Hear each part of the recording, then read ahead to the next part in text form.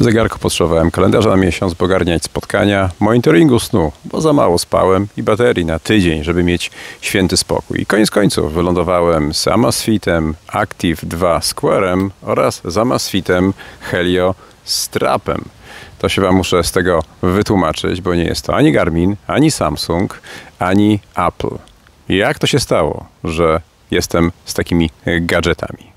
Otóż miałem już praktycznie w koszyku amazonowym Garmina, gdy w moje radary wskoczył BIP 6 za niespełna 300 zł. Specyfikacje wyglądał niewiarygodnie dobrze, bo bardzo dobry sensor, parametry, wyświetlacz. No, kupiłem tego BIPa 6 w marce Amazfit. Poużywałem około 10 dni i odesłałem, bo faktycznie ale parametry i software były całkiem fajne. No tyle na zewnątrz, ten wyświetlacz, miękkość tej szybki to była za słaba jak na to, czego potrzebowałem. No ale były wtedy wakacje i tak naprawdę tego kalendarza to nie potrzebowałem synchronizować, tylko potrzebowałem głównie monitoring snu. No to sięgnąłem po opaskę Amazfit Helio Strap, którą na początku używałem na przegubie, teraz ją mam na bicepsie, używam od miesiąca i chyba ze mną zostanie, bo jestem całkiem zadowolony. Wakacje dobiegły końca, no i trzeba było poszukać czegoś do kalendarza. No to szukałem dalej w Amazficie, bo byłem zadowolony w sumie z tego BIPa 6, który przed wakacjami używałem, poza jego tą częścią zewnętrzną, więc poszukałem wśród Amazfitów tych, które mają szkiełka tak zwane szafirowe. Nie wiem, jaki tam jest szafir, ale opisane jako twarde szafirowe, czyli to był Balance 2 i to były Active 2 Premium w wersji okrągłej i kwadratowej. Jak widzisz, koniec końców wylądowałem z tą wersją kwadratową tego Active 2, bo wydaje się, że jest wystarczająco ładny, a jednocześnie ma to, co potrzebuje. I teraz, żeby ta recenzja była pełna, no to dobrze bym ci powiedział, jakie są za i przeciw każdego z tych urządzeń. Ale też nie będzie to takie dokładne review, taka dokładna recenzja. Jest sporo na YouTubie takich, którzy dokładnie o tych gadżetach opowiadali, także na dole w opisie podaję linki do kilku youtuberów, którzy bardzo szczegółowo jedno, drugie czy trzecie urządzenie Amazfita oglądali. A ja tutaj takie podsumowanie, 5 punktów za, 5 punktów przeciw każdego z tych urządzeń. Amazfit Helio Strap. Komu to radzę? No przede wszystkim tym, którzy chcą mieć dyskretny, ale porządny monitoring tętna na bicepsie. No bo masz tutaj opaskę, a na przegubie masz jakiegoś innego smartwatcha albo zegarek elektroniczny czy mechaniczny. Też tym, którzy szukają czegoś za przystępną cenę, bo te około 450 zł za tego typu gadżet, to wydaje mi się, że jest to całkiem dobra cena. Bateria na mniej więcej tydzień. No, też mi się wydaje, jest akceptowalne na tego typu rozwiązanie. Apka ZEP. Złośliwi mówią, że łudząco przypomina niektóre wersje aplikacji innych producentów sprzętu sportowego. Trudno powiedzieć, na ile Great Minds Think Alike i tak samo twórcy ZEP wymyślali, na ile gdzieś tam było to zapożyczanie kreatywne, ale tak czy inaczej faktycznie ta aplikacja ZEP moim zdaniem dobrze i czytelnie pokazuje to, co ma pokazywać. No i kolejnym plusem to jest to, że to urządzenie, ta opaska w sposób aktywny wysyła tętno poprzez Bluetootha, czyli w praktyce jeżeli jadę rowerem i mam komputer rowerowy Wahoo, czy miałbym innej firmy, to po prostu widzę na moim komputerze rowerowym tętno wysłane z tej opaski, także to jest też taki dobry plus.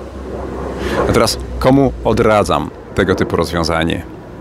A przede wszystkim tych z Was, którzy liczą na to, że mając już zegarek Amazfita, będziecie mieć synchronizację między zegarkiem a opaską. No nie.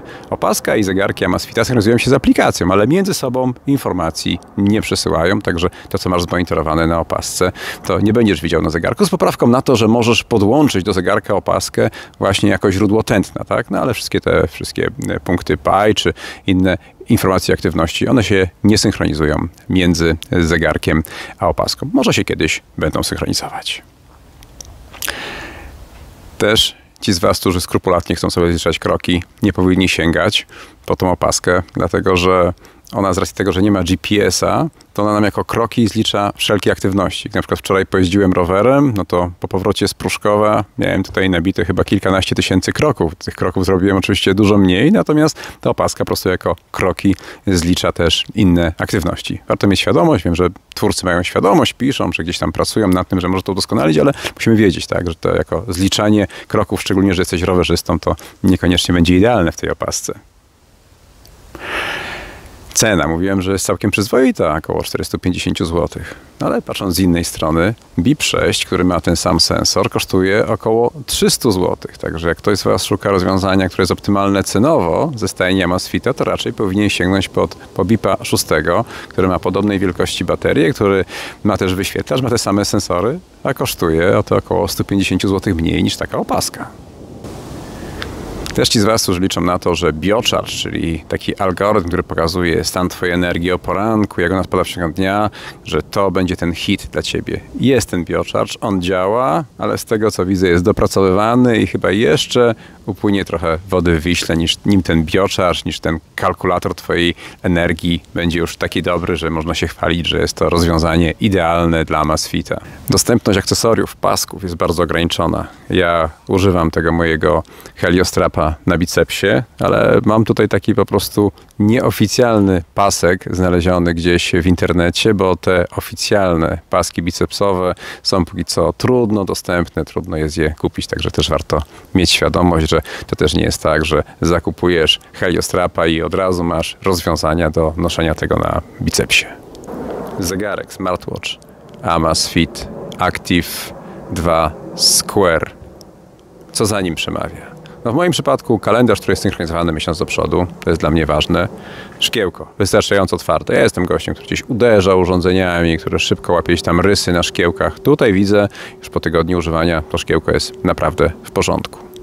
Jest też taka ciekawostka, że ten gadżet ma też NFC, czyli płatności online. Mi się tutaj udało bez problemu zainstalować kartę Mastercard mBanku, natomiast z innych banków poprzez jakąś brytyjską aplikację Curve. Także można też tym w sumie tanim gadżetem płacić. No i kolejny aspekt, skoro mówimy o tanim gadżecie, no to dobra relacja jakości do ceny, no bo to za te około chyba 500-600 zł to wszystko, co w tym jest, czyli szkiełko szafirowe, metalowa obudowa, NFC, czujniki, no mi się wydaje, że to jest całkiem dobra relacja jakości do ceny. Ostatni aspekt, bateria, tak, można powiedzieć, dla mnie wystarczająco dobra, bo trzyma praktycznie roboczy tydzień.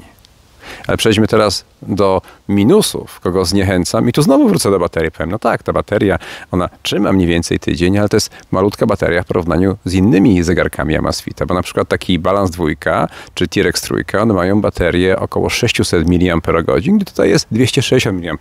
Także ta bateria tutaj cudów nie zdziała. Trzeba dość tutaj mądrze kombinować, co włączyć, czego nie wyłączyć, żeby to urządzenie Ci wytrzymało to mniej więcej tydzień.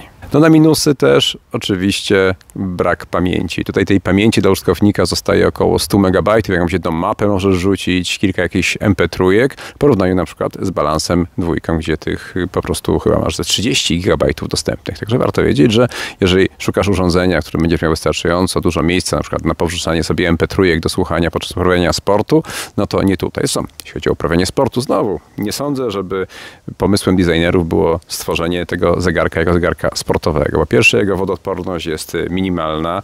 Ja bym się nie odważył tutaj, czy pod prysznic do sauny, czy gdzieś do jakiegoś pływania go zabierać. Może formalnie mówią, że tam do 5 atmosfer. Mi się wydaje, że to jest bardziej taki zegareczek biurowy, lifestyle'owy niż sportowy. Także to jeśli chodzi o takie kolejne ostrzeżenie, jeśli chodzi o to urządzenie. Pasek. Ja tutaj mam wymieniony jakiś pasek silikonowy, który gdzieś znalazłem na mieście. Natomiast te oryginalne paski, które tutaj były, to tak, wielu użytkowników narzeka, że są za krótkie. Inni z kolei mówili, że mimo, że jeden jest skórzany, drugi jest silikonowy, to że jednak taka koperta zasługuje na troszkę inne paski. No i przy okazji, skoro mówimy o paskach, to paski są zaczepiane pod tą ładną metalową obudową, ale są zaczepiane tak naprawdę do plastikowej obudowy, która jest tam schowana. W związku z tym też miejmy świadomość, że te zaczepy tego paska to też może być taki słaby punkt tego zegarka.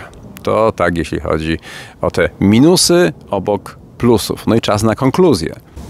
Ja widzę, że ta marka Amazfit jest w tej chwili na takiej fali wznoszącej się, jeśli chodzi o innowacyjność albo o kopiowanie od innych. Trudno powiedzieć, ale tak czy inaczej w tych ich produktach widać, że się rozwijają. Tak, z roku na rok te ich produkty, czy Balance, czy te Active, czy ten T-Rex trójka z tamtego roku, całkiem fajne produkty. Także to taka ogólna konkluzja. A szczególna konkluzja, no to ta opaska Helio Strap.